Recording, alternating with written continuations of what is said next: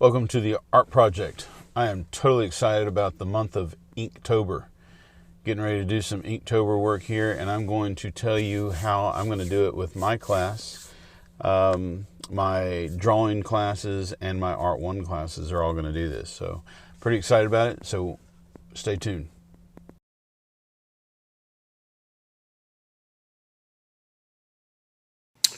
All right, so Inktober can be a lot of things. It can be like speedball India ink and using a pen and nib. This is kind of rigged because my nib didn't fit my holder, so I just taped it on there. It's all right, it still works. Or it could be something as simple as ballpoint pen. It could be gel ink. G2s are awesome. Doesn't have to be black ink. It can be blue ink. Could be a micron pen, any size. Could be Sharpie ink or Sharpie pen ink. Or I got these pens off of wish.com. They're artist pens and they're different sizes. It could be those. It could be just, your basic Bic pen. These are 3-inch by 3-inch cards that I've cut that students can use for Inktober.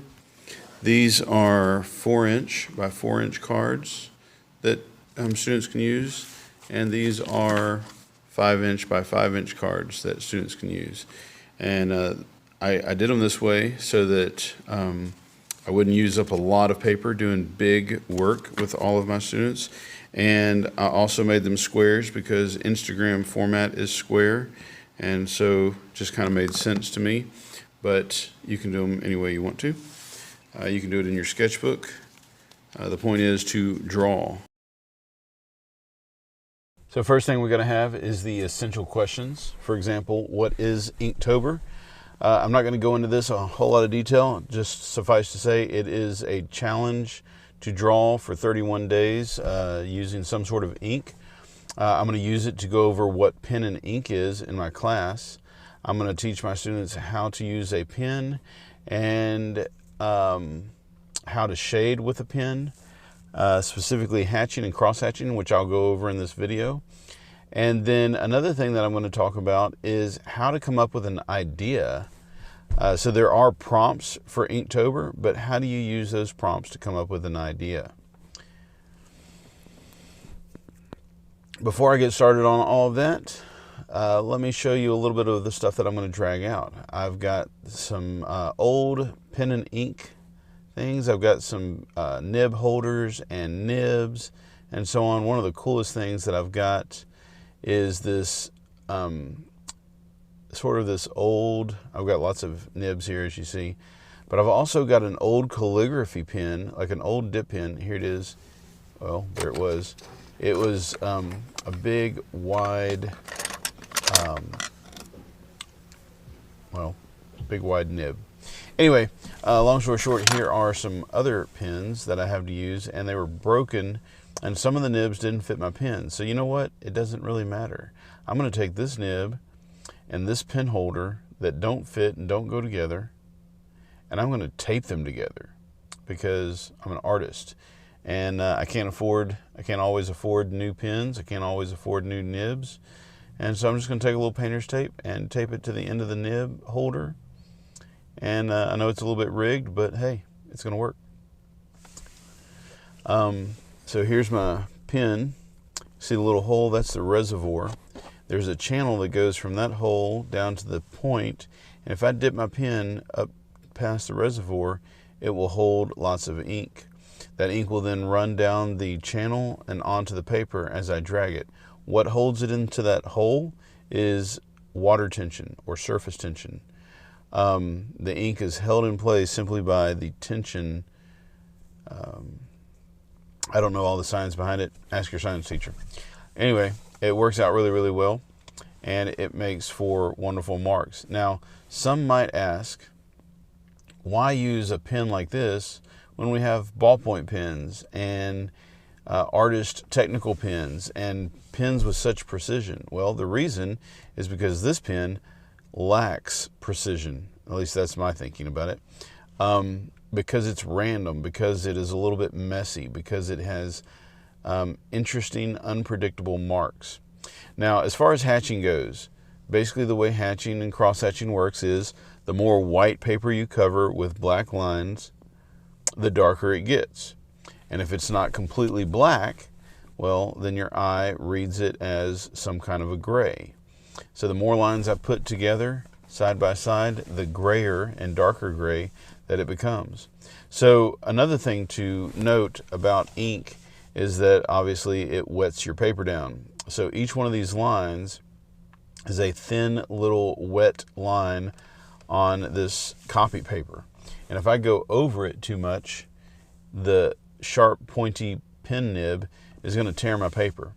So while it appears as though I'm making all of the same values right now, I'm actually just kind of laying down a first layer of lines, and I'm going to come back in just a few minutes and I'm going to add more lines. But I'm letting the first couple of boxes dry, letting the first ink lines dry while I add some more lines further on down the line.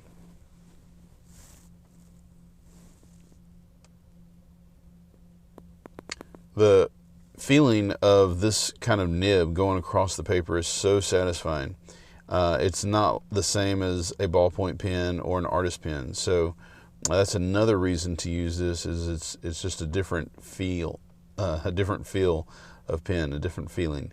So here I am putting down some extra lines on the ones that were already there. And again, you want to be careful not to tear your paper. Notice how the very first one is closer to black than it was a minute ago. And I'm putting down some more lines in between the lines that I'd already drawn, and this makes those a little bit darker because I'm covering up more white paper. And from a distance, your mind registers it as a value scale, starting with black on the far left and getting lighter as it goes. Now the next one is, in one way, a little bit easier. It's cross-hatching. And so I can continue to layer and layer and layer the lines in this little section, but I don't want to do it while it's wet. In that instance, it's actually a little bit harder because as I drag it across the wet lines, I have a tendency to tear the paper more. But I'm going to go ahead and lay down, just like I did in the first one, I'm going to lay down a bunch of lines and I'm going to let them dry before I go back and do the cross lines. Lay down some more, go back and make some more cross-hatching lines. Now keep in mind that this video is sped up, and so these lines had more time to dry than it seems like. Now, the first thing I did was draw vertical lines, and then I did horizontal lines, and then I did diagonal from the bottom left to the top right, and now I'm doing from the top left to the bottom right. The more crisscrossing you do, the more white space you cover up, and so it gets darker. Now this one right now is, the very first one, is not as black as it could be. There's still a lot of white showing through, and the only reason I didn't cover it up better than I did is because there's the paper was so wet and it was tearing so much. It's actually probably better, if you've got a space that you want to be black, to just go ahead and get out a brush. Now this is this last one I'm going to do brush and ink and water, and my first marks in the first box is going to be straight black ink. Dip it in the ink and then paint it in. Every one of the marks after this, every one of the boxes after this, is going to be dipped in water one time. I dipped it in the water, even kind of washed it out a little bit before I went back to the paper. And every time I do that, it gets a little bit lighter. Brush and ink and water is probably easier than cross-hatching. But cross-hatching and hatching have their place, and so that's important too. They have 2 different looks or 3 different looks depending on which one you do. And so depending on what you like best in your work of art, that's what you need to use to decide which technique you want to use. So now we're going to do some of these prompts, or one of these prompts at least. So the first prompt is ring. So how do I decide what I want to do for the prompt ring? Well, I'm going to brainstorm. Lord of the Rings, engagement ring,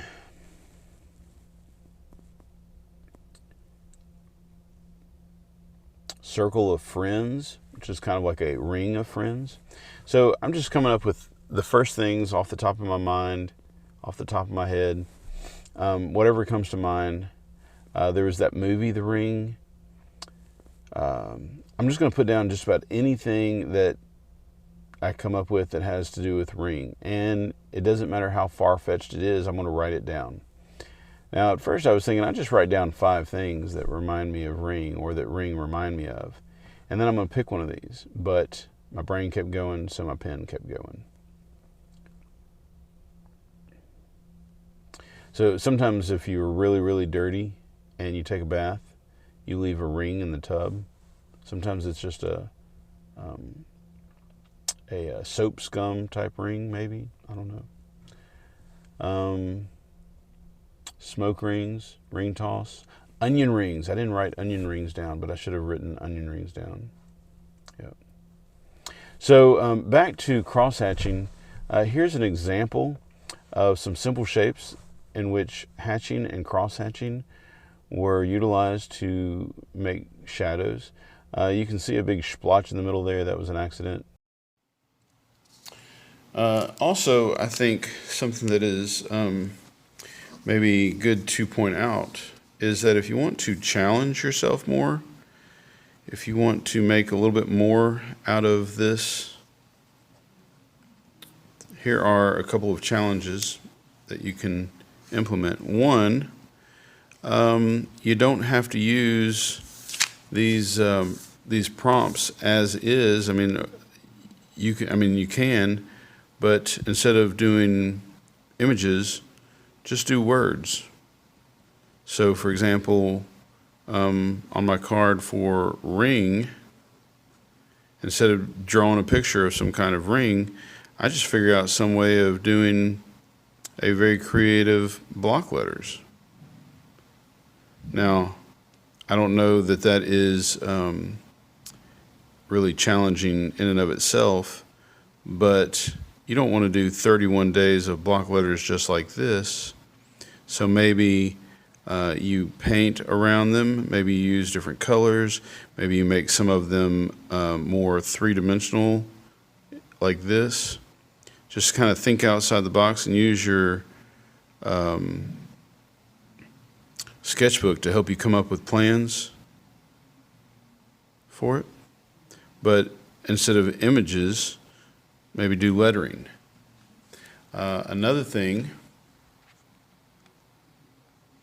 Another way to do it is to think of something that you really sort of enjoy. I really like skulls, and I like drawing skulls. And so for every drawing that I do for Inktober, I might come up with a different skull while at the same time using the prompt. So for example, I might do a skull that has, and I would do it, like really detailed, show off my skills if I can, but do a skull that has a ring through its eyes, or in its nose or something,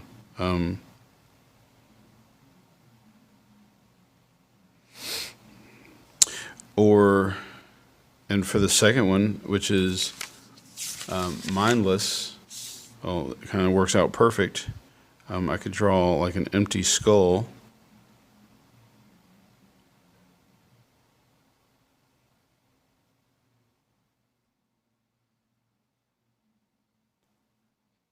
Please don't judge me too harshly right now because I'm just trying to draw quickly.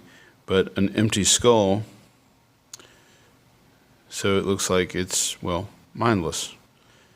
So in other words, I'm going to use a skull for every day of the week. Maybe this one right here is, for every prompt. This skull right here might be, the third one is bait. So maybe this skull kind of like that skull has a ring, this skull might have like worms that are, associated with bait coming out of its eyes. And I did not draw this very well here, but, like a worm. I know this is kind of gross. I'm not really trying to be gross, but just kind of rough sketches to kind of give you an idea. So every drawing will have a skull in it, along with the standard Inktober prompt. Now, that was just kind of my idea, something I was thinking about doing. Not sure if I'm going to do that or not. You come up with your own. Maybe you want to do something besides skulls. Maybe your favorite thing is ice cream. You got to figure out some way to make fit ring and ice cream together, mindless and ice cream together, bait and ice cream together, freeze and ice cream. Well, that shouldn't be too hard. Anyway, just that's something you can do to maybe make it a little bit more challenging. All right, well, anyway, that is my Inktober challenge. Be sure and subscribe, tap the bell, like, and share. Thanks for watching. Talk to y'all later. Go make some art.